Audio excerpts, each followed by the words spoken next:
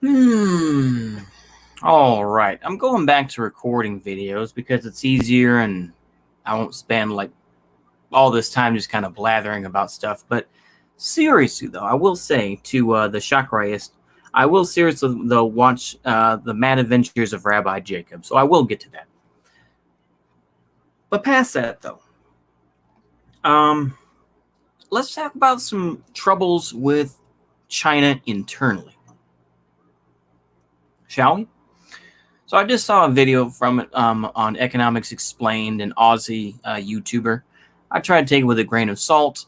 And the thing is, he at least is honest and says, well, we get biased sources, this and that. So take what we say with a huge grain of salt.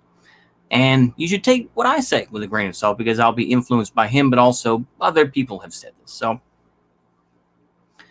one thing about China, of course, that has to be mentioned is, of course, demographics.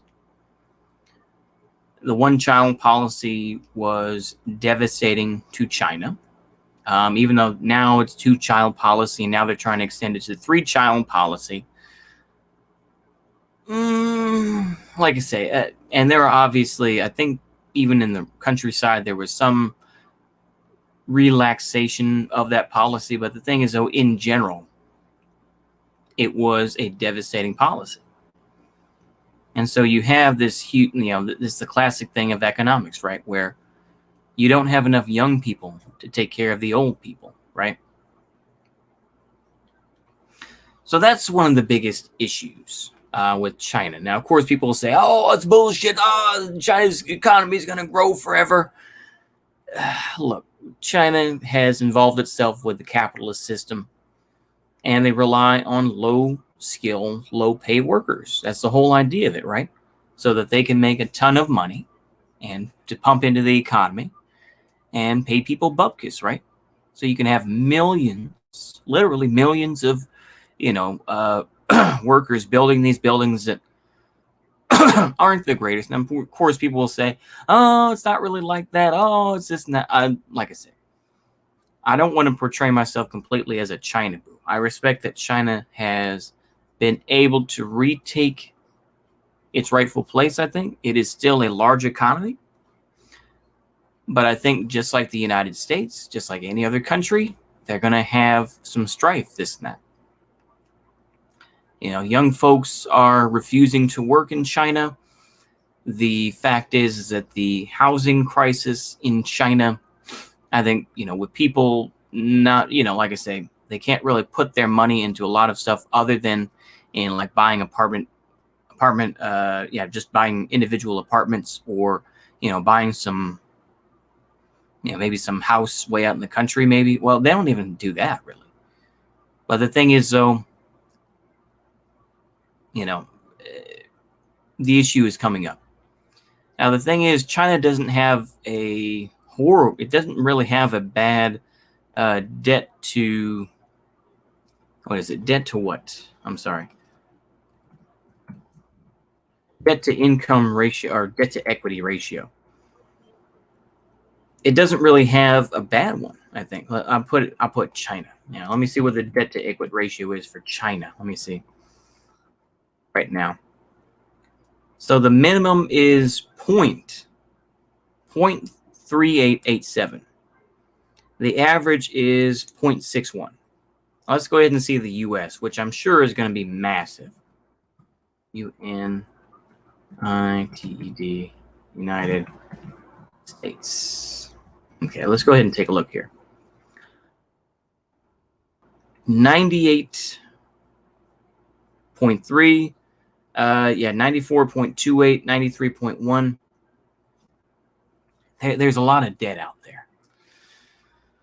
So they're all, like I say, and then of course you can talk about climate change with the South being underwater. In many cases, been massive amounts of floods. Kind of shipping water from the south to the north. The increasing amount of pollution in Beijing, for example. Like I said, I could go on and on. I'm going to try to make this fairly short, but there are serious issues internally in China. I mean, you could also say, of course, the issue of women. in China as well. There's a lot of infanticide, of girls, this and that. I'm not going to sit here and be, feminist or anything else. I'm just saying it is what it is, right? The fact is, though, is that, you're going to have, if you think that, people like, Alec Manassian and all that are bad, wait until what happens with China, with their, there's a lot of tension going on in China. And I think while people can say, oh, well, China's opened up more, this and that, I'm not going to completely go down like the pole route, this and that, where they're going to post videos of, people getting run over and whatnot. Like I say, that's disgusting. I'm not going to do that to the Chinese. I'm going to say, though, that there are internal problems that are occurring. And I'm not against what China's doing. China is in this thing and is trying to keep their own, trying to keep their society Chinese, regardless. And I think that's important.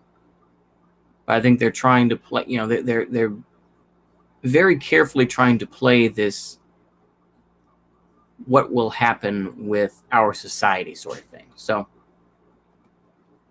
I think that's, I wish China the best of luck.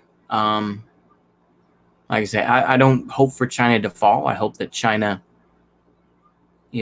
will rise, or at least try to be able to find an equilibrium so that it will continue to improve the lives of the Chinese people.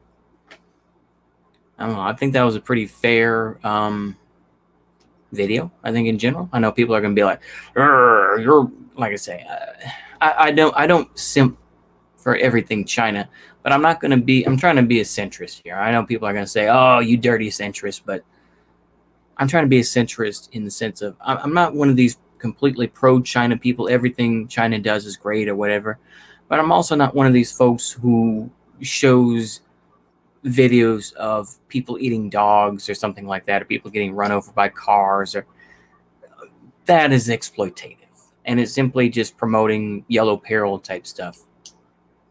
Yeah, I think I'm going to keep it there. So hopefully y'all enjoy that. See you later, and goodbye.